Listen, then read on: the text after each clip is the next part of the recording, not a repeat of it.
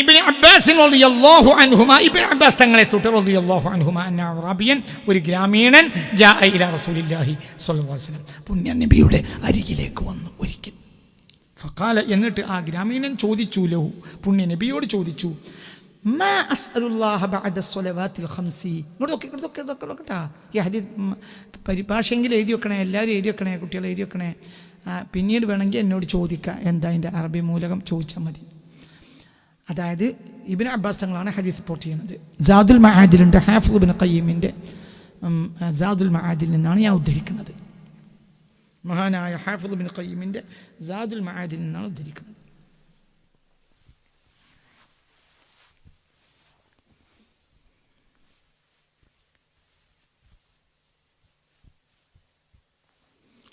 അന്ന അറാബിയൻ ഒരു ഗ്രാമീണൻ ജാഅ ഇലാ റസൂലില്ലാഹി സ്വല്ലല്ലാഹു അലൈഹി വസല്ലം പുണ്യ റസൂലിനരികിൽ വന്നു. ഫഖാല ലഹു എന്നിട്ട് പുണ്യ റസൂലിനോട് ചോദിച്ചു. എന്താ ചോദിക്കണത്? ചോദ്യം കേട്ടോളൂ, കേൾക്കണേ, ലോണം ശ്രദ്ധിക്കണ്ട ഈ ചോദ്യം.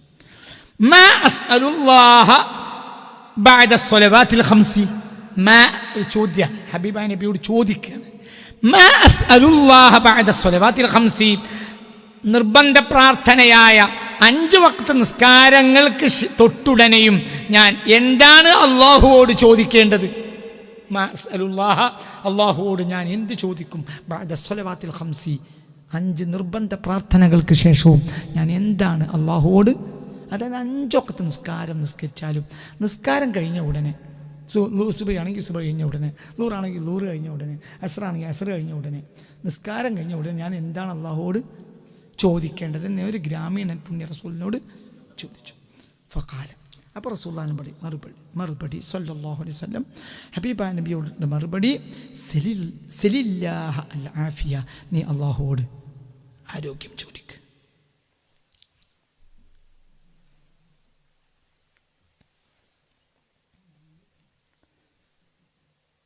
സലില്ലാഹ അൽ ആഫിയ 5 വഖ്ത് നിസ്കാരം നിർബന്ധ പ്രാർത്ഥനയായ അള്ളാഹുവിന് ഏറെ ഇഷ്ടപ്പെട്ട സത്യവിശ്വാസത്തിൻ്റെയും ദൃഢവിശ്വാസത്തിൻ്റെയും ശേഷം അള്ളാഹുവിന് ഏറ്റവും ഇഷ്ടപ്പെട്ട കർമ്മമാണല്ലോ എന്ത്?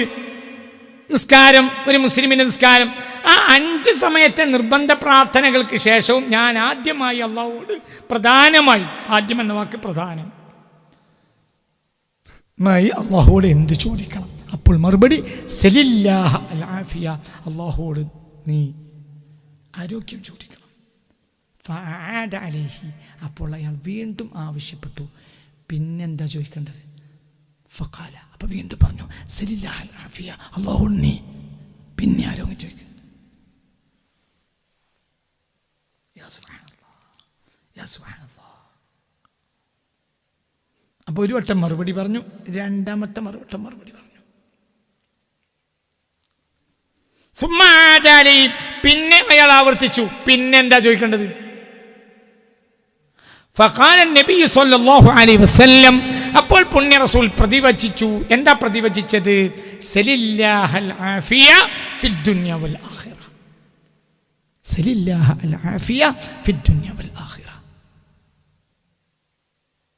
സലില്ലാഹ അൽ ആഫിയ, അല്ലാഹുവോട് നീ ആരോഗ്യം തന്നെ ചോദിക്ക്. ഫിദ് ദുനിയ വൽ ആഖിറ, ഈ ലോകത്തും പരലോകത്തും.